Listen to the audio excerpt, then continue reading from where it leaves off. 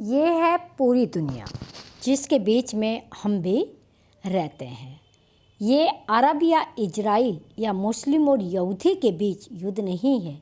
ये इजराइल जैसे लोकतांत्रिक देश और हमास जैसे आतंकी संगठन के बीच की लड़ाई है, जिसे ईरान के कट्टर सोच से पोषण मिलता है। इसी दुनिया में आप भी निवास करते हैं और हम भी निवास करते हैं। देखने में दुनिया बड़ी सुंदर लगती है। अगर इस तरह आतंकी हमले होते रहे, एक आतंकवाद को दूसरा देश पोषित करता रहा और वो ये सोचता है कि हम सांप को पाल रहे हैं तो सांप हमें नहीं काटेगा, तो वो ऐसा वहम न पाले। ये जो हो रहा है दुनिया में वो कुछ अच्छा नहीं है, पूरी दुनिया के लिए ही क्या है, संकट है। हम देख रहे थे कि इजराइल नागरिकों पर आघात, महिलाओं का अपहरण एवं उनके साथ दुष्कर्म और बच्चों को उठा ले जाने वाली हमास की आतंकी करतूतों को जायज़ नहीं ठहराया जा सकता। जो भी लोग इससे अलग सोचते हैं वे मजहबी कट्टरता में अंधे हो गए हैं, इसीलिए वो ऐसा सोच रहे हैं। हमास जैसे संगठन पहले दूसरे देशों में ज़बरदस्ती घुसकर कत्ले आम करते हैं और फिर खुद ही विक्टिम्स कार्ड खेलते हैं। जानते हैं कि इस्लामिक कट्टरवादी दुनिया में वे कोने कोने से उनके साथ हो जाएंगे और आ जाएंगे, उनकी बातें करेंगे, उनके गीत गाएंगे। आतंकवादी देशों की ये तिकड़म पुरानी है। शायद अब पूरी दुनिया को अकल आ गई कि भारत ने क्या झेला है, भारत किस तरह उसका मुकाबला करता रहा है और इसलिए भारत आतंकवाद का हमेशा से विरोध करता रहा है। अब हम देखते हैं कि किस तरीके से हमास ने जो किया वो बहुत ही गलत था। उस तरह की घटनाएं दुनिया में नहीं होनी चाहिए। गाजा पट्टी पर प्रभुत्व रखने वाले आतंकी संगठन हमास की ओर से इजराइल पर जो भीषण हमला किया गया, उससे पश्चिमी एशिया पर अशांति और अस्थिरता का वातावरण हो गया है, काला बादल छा गया है। ये कहना कठिन है कि इस हमले में अपने सैकड़ों लोगों के मारे जाने और कई लोगों के बंधक बना लिए जाने में कुपित इजराइल ने फिलिस्तीनी के एक हिस्से गाजा पट्टी में हमास के ठिकानों पर जो हमले शुरू कर दिए हैं वे अब थमेंगे, आशंका इसकी है। इजराइल को अन्य मोर्चों पर भी लड़ना पड़ सकता है, क्योंकि फिलिस्तीन के एक अन्य क्षेत्र वेस्ट बैंक से भी उनके खिलाफ हमले हो सकते हैं, ऐसा लगता है। ऐसा अंतर्राष्ट्रीय राजनीति भी कह रही है, भू राजनीति भी कह रही है। लेबनान में ठिकाना बनाए हिजबुल्ला गुट ने जो इजराइल इलाकों में हमले शुरू भी कर दिए हैं। हमास की तरह हिजबुल्ला को भी ईरान का समर्थन हासिल है।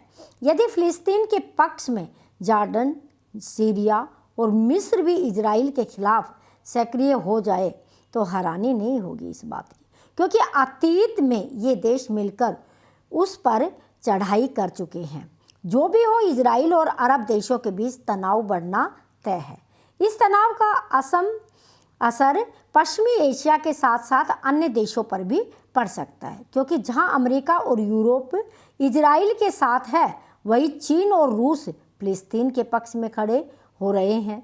यदि पश्चिमी एशिया में तनाव के चलते अरब देशों से कच्चे तेल की आपूर्ति बाधित हुई तो पूरी दुनिया उससे प्रभावित होगी। पश्चिमी एशिया के अस्थिरता से गिरने से G20 सम्मेलन में भारत से यूरोप तक आर्थिक गलियारे बनाने पर बनी सहमति पर भी असर पड़ सकता है। साफ है, यदि पश्चिमी एशिया के हालात भारत के लिए भी चिंता का कारण न हो।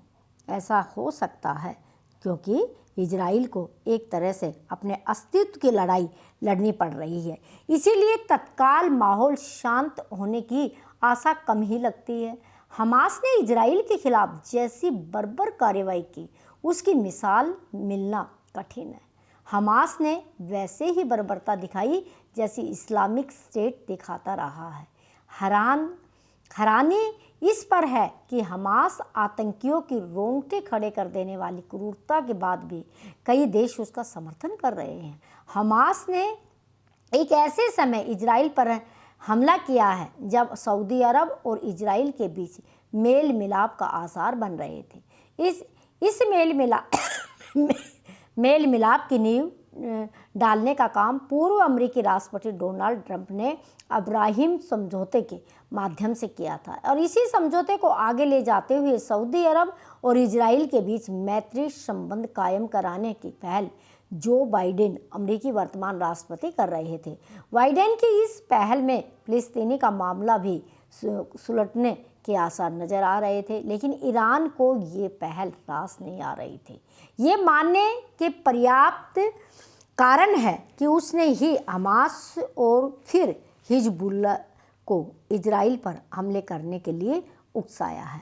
अगर एक देश अपने आप को सुरक्षित रखना चाहते हैं, दूसरे देश को दबाना चाहते हैं, तो देखिए उसकी आँच के लपटे उस तक भी आएगी। अगर हमें विश्व शांति को स्थापित करना है तो हमें इस तरह के आतंकवादी सारे समूहों को मिलकर सबको नष्ट करना होगा।